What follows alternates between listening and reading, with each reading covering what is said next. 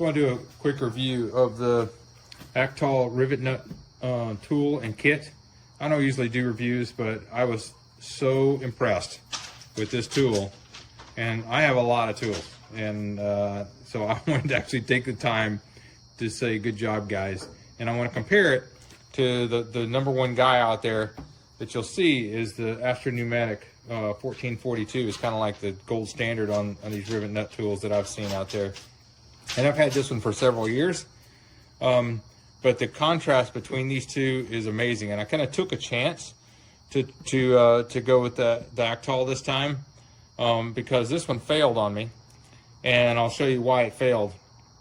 And I thought that I was going with kind of a no-name here, and I thought the quality would not be as good, but I needed it quickly, and this is available. So now I want to show you the difference between the two. So this is the Pneumatic, and you can see first of all, the case is a very cheap plastic case, and kind of typical of really cheap Chinese tools. And you've got very chintzy instructions that it's a two-pager. You can figure it out from this. It's not horrible. But you're going to see a contrast when you're going to the AKKTOL. And you've got mandrels in here. I had used these other mandrels. I had not used the M5 until 2 days ago. And when I did, see all these mandrels, they have a nut that goes around them. And always make sure when you're pulling these mandrels out that the nut is a nice snug fit around that center shaft. And what happened was, the reason why mine failed is because when they packed the M5 in my kit, look at that.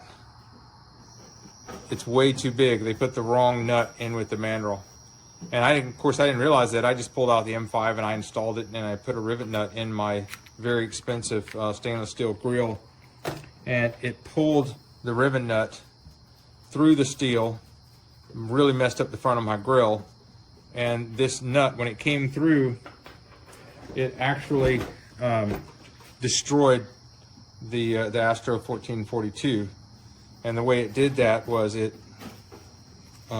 ripped like the last 4 or 5 threads out down inside of here, and this whole thing just ripped out. You can see about more than a 1/4 inch of thread is just gone, and it just ripped it right out. Now, of course, my warranty is up, so I can't do anything about this. So that's why I bought another tool, and I wasn't going to buy the same one again. So, comparing and contrasting the two, you know, the tool kit, the cases, everything, it was just absolutely far superior. And these guys just really did it well here. Open this up and show you. You know, first of all, the case, very heavy duty. The latches on it are very nice.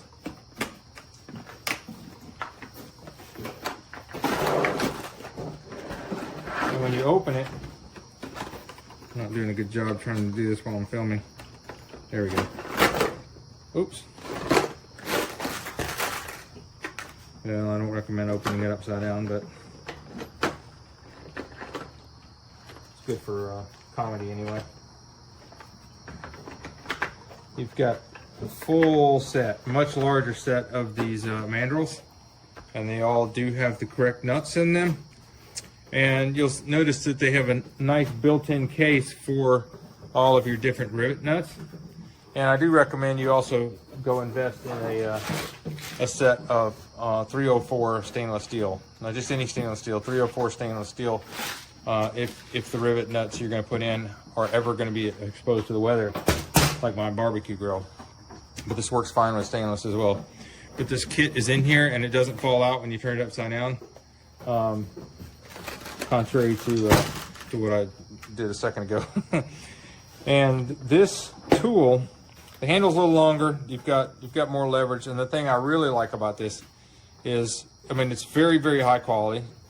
Everything about it, and on both sides you have a gauge here, and the instructions tell you in detail exactly how to use this gauge. But you don't have that on the Ashton pneumatic. And so you want to start out at 0 here, and you want a full range of 6 millimeters right here. And so it makes it easy for you to adjust the tool, that you get the exact amount of throw that you get to make a nice snug fit every single time.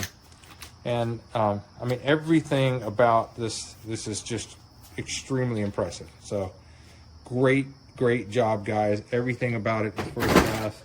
The instruction manual is very well done. You'd think you were reading the DeWalt manual or something here.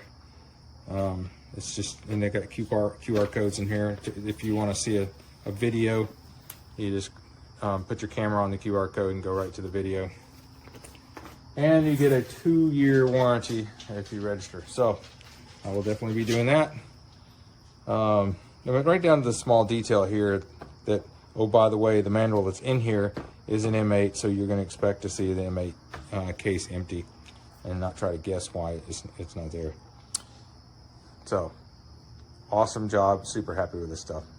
Using the AKKTOL rivet nut tool to install this bracket onto my motorcycle subframe. I had built this bracket, intended to have it welded. I've gotten impatient and I ordered the AKKTOL rivet nut tool. I'm going to be installing 5mm rivets, riv nuts or rivet nuts. These are threaded inserts. They're going to go down in here. The tool will crimp them in place, and then I can run bolts through the mount directly into the subframe.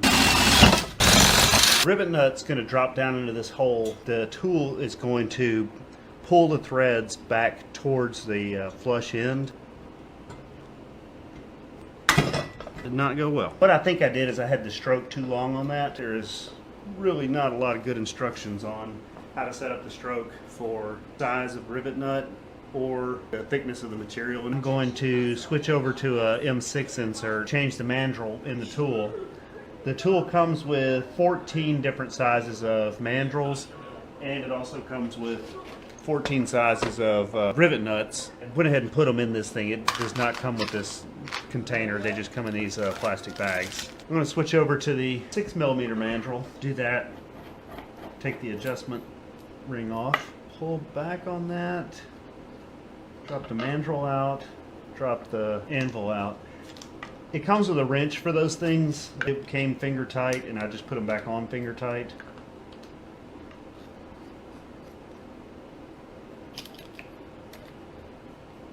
I'm not even going to attempt to describe the meter setting process on here. It's very poorly described in the instruction manual. It really doesn't seem to do at all what it seems like it's trying to tell me I should be doing. Okay, I'm not actually sure I got that tight enough that time.